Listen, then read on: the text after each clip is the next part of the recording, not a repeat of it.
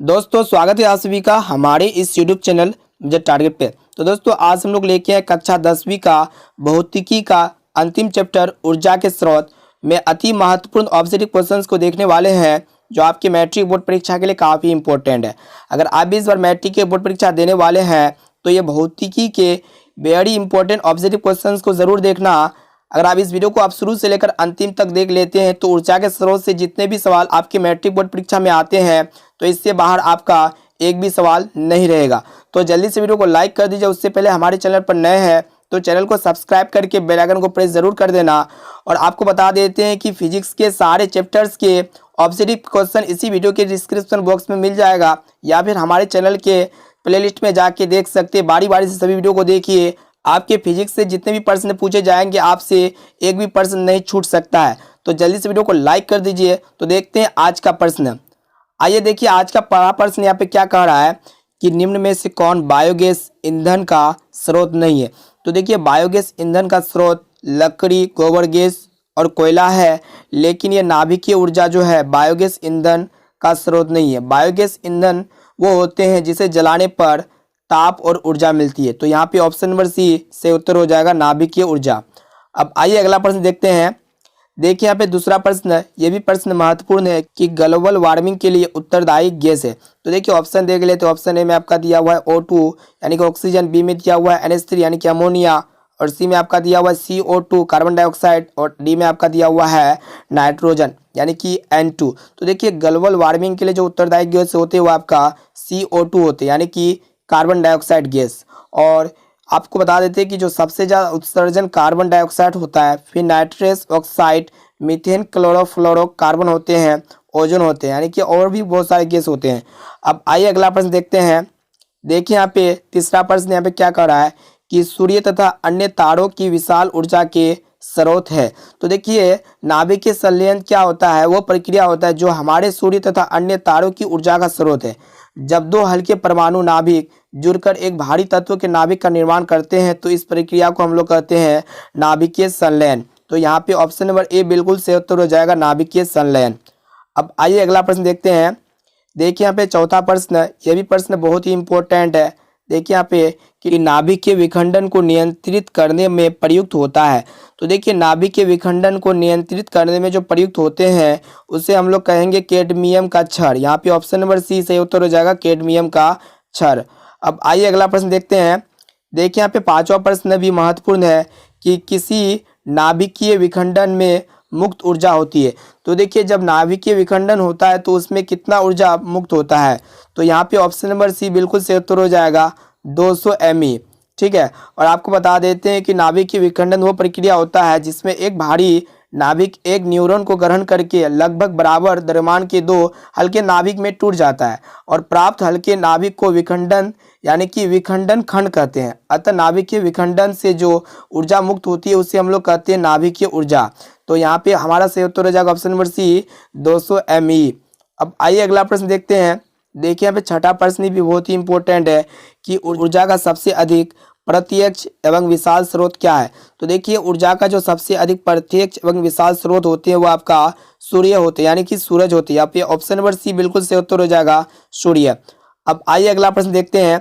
देखिए यहाँ पे सातवां प्रश्न है, ये भी प्रश्न बहुत ही इंपॉर्टेंट है। क्या कह रहा है कि बॉक्सनुमा सौर कुकर में 3 से 4 घंटे में अंदर का ताप हो जाता है। तो देखिए जब बॉक्सनुमा जो सोलर कुकर होता है उसमें 3 से 4 घंटे के अंदर का जो टेम्परेचर हो जाता है वो होता है आपका 100 डिग्री सेल्सियस से लेकर 140 डिग्री सेल्सियस तक। ऑप्शन नंबर बी बिल्कुल सही उत्तर हो जाएगा। अब आइए अगला प्रश्न देखते हैं। देखिए यहाँ पे आठवां प्रश्न भी बहुत ही महत्वपूर्ण है और बहुत बार पूछे भी गए ये प्रश्न, तो इसको आप ध्यान से देखिए। देखिए यहाँ पे क्या कह रहा है कि पवनों का देश कहा जाता है। तो देखिए पवनों का जो देश कहा जाता है उसे हम लोग कहते हैं डेनमार्क। जो कंट्री होते हैं उसे हम लोग कहते हैं डेनमार्क। कंट्री को जो कहते हैं ना पवनों का देश कहते हैं। और ये देश जो होते हैं उत्तरी यूरोप में स्थित है। यहाँ पे ऑप्शन नंबर सी बिल्कुल सही उत्तर हो जाएगा, डेनमार्क। अब आइए अगला प्रश्न देख लेते हैं। देखिए यहाँ पे 9वां प्रश्न क्या कह रहा है कि पवन विद्युत जनित्र में पवन की चाल कम से कम कितनी होनी चाहिए। तो देखिए यहाँ पे ऑप्शन देख ले। तो ऑप्शन ए में आपका दिया हुआ है 15 किलोमीटर प्रति घंटा, बी में दिया हुआ है 150 किलोमीटर प्रति घंटा और सी में आपका दिया हुआ है 1.5 किलोमीटर प्रति घंटा और डी में आपका दिया हुआ है 1500 किलोमीटर प्रति घंटा। तो यहाँ पे ऑप्शन नंबर ए बिल्कुल सही उत्तर हो जाएगा 15 किलोमीटर प्रति घंटा। अब आइए अगला प्रश्न देखते हैं। देखिए यहाँ पे 10वां प्रश्न कि जीवाश्म ईंधन का उदाहरण है। तो देखिए जीवाश्म ईंधन का क्या क्या उदाहरण हो सकते हैं। कोयला हो सकते हैं, आपका लकड़ी है, फिर गोबर गैस है। यहाँ पे ऑप्शन नंबर डी से उत्तर हो जाएगा इनमें सभी। तो देखिए जीवाश्म ईंधन जो होते हैं ये ऊर्जा के नवीकरणीय स्रोत नहीं है, ये सीमित मात्रा में ही उपलब्ध है। मरे हुए जानवर और पेड़ पौधे के अवशेष लंबे समय में इस तरह के ईंधन में बदल जाते हैं। जैसे हो गया आपका पेट्रोल हो गया, कोयला हो गया और प्राकृतिक गैस होते हैं। ये सब जो होते हैं जीवाश्म ईंधन के उदाहरण होते हैं। अब आइए अगला प्रश्न देखते हैं। देखिए यहाँ पे 11वां नंबर प्रश्न है, ये भी बहुत ही महत्वपूर्ण है कि प्राचीन काल में उसमें ऊर्जा का सबसे अधिक सामान्य स्रोत था। यानी कि जो प्राचीन काल थे उस समय उसमें ऊर्जा का जो सबसे लोकप्रिय यानी कि जो सामान्य स्रोत था वो क्या था। ऑप्शन ए में आपका दिया हुआ है घास, बी में है लकड़ी और सी में पवन और डी में आपका दिया हुआ है बहता जल। तो देखिए प्राचीन काल यानी कि पहले के समय में जो उसमें ऊर्जा का जो सबसे अधिक सामान्य स्रोत था वो आपका लकड़ी था। यहाँ पे ऑप्शन नंबर बी बिल्कुल सही उत्तर हो जाएगा लकड़ी। यानी कि लकड़ी से सबसे पहले जो है खाना बनाया करते थे।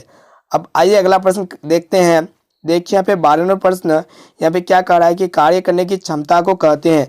तो देखिए बहुत ही महत्वपूर्ण प्रश्न है। देखिए कार्य करने की क्षमता को हम लोग ऊर्जा कहते हैं। यहाँ पे ऑप्शन नंबर सी बिल्कुल सही उत्तर हो जाएगा ऊर्जा। अब आइए अगला प्रश्न देखते हैं। देखिए यहाँ पे 13वां प्रश्न यहाँ पे क्या कह रहा है कि गोबर गैस एक प्रकार की है। तो देखिए गोबर गैस एक प्रकार का बायोगैस होते हैं। यहाँ पे ऑप्शन नंबर बी बिल्कुल सही उत्तर हो जाएगा। और इस यानी कि इस बायोगैस को जो है जीवाश्म ईंधन से बनाया जा सकता है। अब आइए अगला प्रश्न देखते हैं कि नवीकरणीय ऊर्जा का स्रोत है। तो देखिए नवीकरणीय ऊर्जा का स्रोत क्या क्या स्रोत होते हैं। सौर ऊर्जा होते हैं, पवन ऊर्जा होते हैं और आपका जल विद्युत ऊर्जा होते हैं, बायोमास होते हैं। तो ये सब जो होते हैं ना नवीकरणीय ऊर्जा स्रोत का उदाहरण होते हैं। और यहाँ पे ऑप्शन नंबर बी बिल्कुल सही उत्तर हो जाएगा सौर ऊर्जा। अब आइए अगला प्रश्न देखते हैं। देखिए यहाँ पे 15वां प्रश्न यहाँ पे क्या कह रहा है कि जैव गैस एक उत्तम ईंधन है क्योंकि इसमें मीथेन गैस पाई जाती है। तो देखिए जैव गैस एक उत्तम ईंधन होते हैं और इसमें मीथेन गैस 75% पाई जाती है। ऑप्शन नंबर डी से उत्तर हो जाएगा इसमें। और मीथेन गैस बायोगैस का मुख्य घटक होते हैं। अब आइए अगला प्रश्न देखते हैं। देखिए यहाँ पे 16वां प्रश्न, ये भी प्रश्न बहुत ही इंपॉर्टेंट है कि अनवीकरणीय ऊर्जा का स्रोत है। तो देखिए अनवीकरणीय ऊर्जा का स्रोत क्या क्या होते हैं। कोयला होते हैं, पेट्रोलियम होते हैं, प्राकृतिक गैस होते हैं, परमाणु ईंधन होते हैं।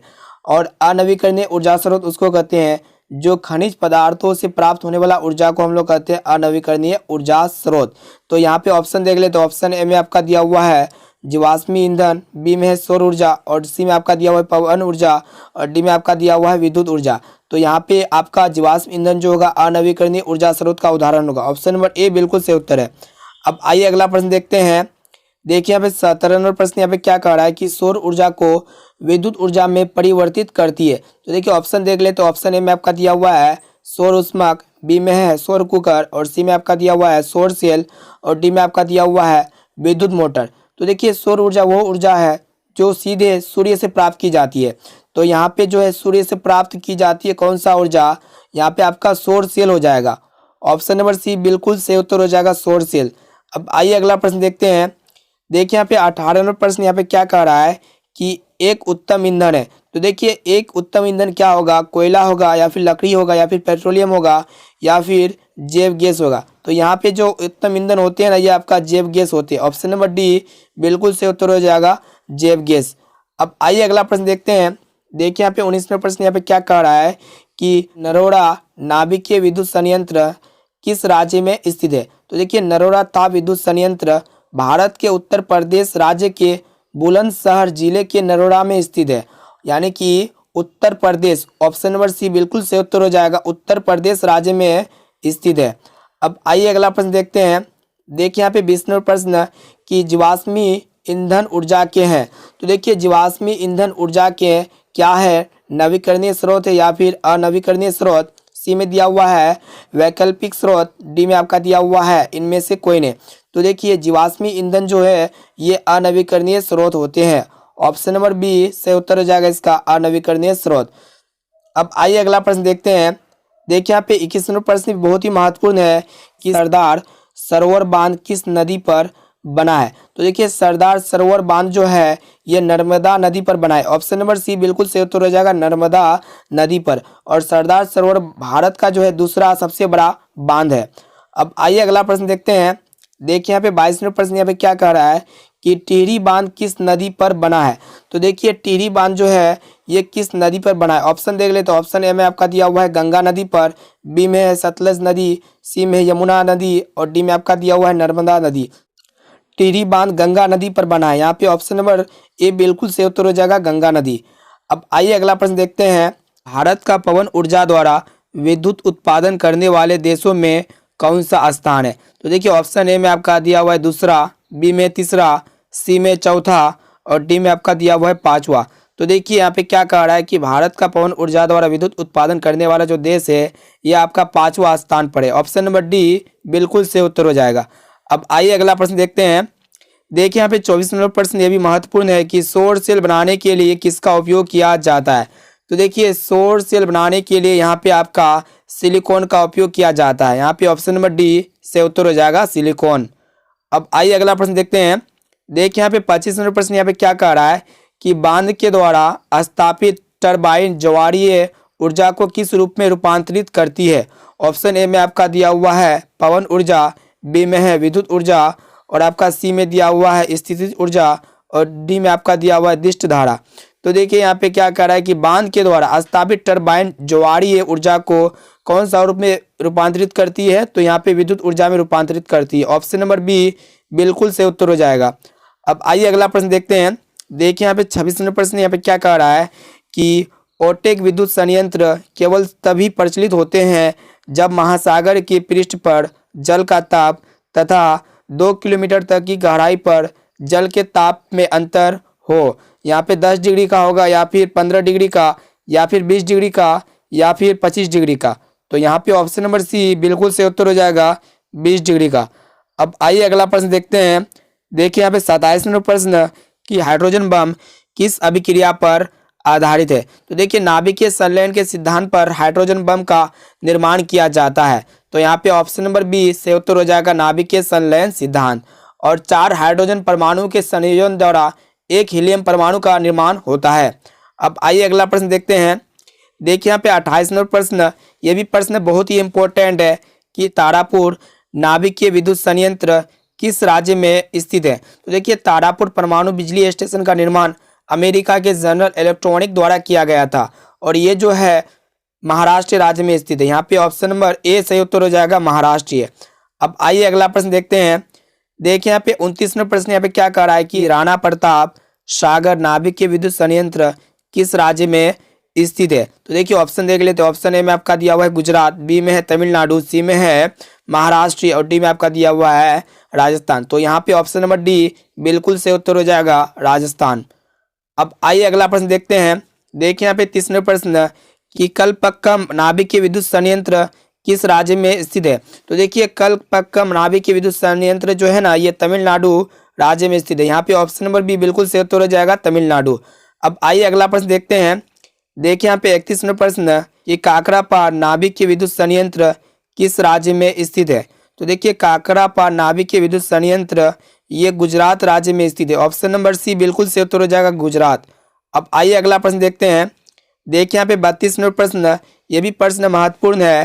कैगा नाभिकीय विद्युत संयंत्र किस राज्य में स्थित है? तो देखिए भारतीय नाभिकीय विद्युत निगम लिमिटेड भारत का एक नाभिकीय विद्युत संयंत्र है जो कर्नाटक के उत्तर जिले के कैगा नामक स्थान पर स्थित है। तो यहाँ पे ऑप्शन नंबर बी बिल्कुल सही उत्तर हो जाएगा, कर्नाटक। तो दोस्तों आज के लिए इतना ही और इस वीडियो को अपने दोस्तों में एक बार जरूर शेयर करना। अगर आप फिजिक्स के सभी वीडियो नहीं देखें तो इसी वीडियो के डिस्क्रिप्शन बॉक्स में आपको प्लेलिस्ट का लिंक मिल जाएगा, वहां से जाके आप बारी बारी से सभी वीडियो को देख सकते हैं। अगर इस वीडियो को देख लेते हैं तो आपके मैट्रिक बोर्ड परीक्षा में फिजिक्स से जितने भी प्रश्न आपके मैट्रिक बोर्ड परीक्षा में पूछे जाएंगे आपसे एक भी प्रश्न नहीं छूटेगा। तो आपका जो है फिजिक्स का सारा संपूर्ण वीडियो बन चुका है ऑब्जेक्टिव प्रश्न का।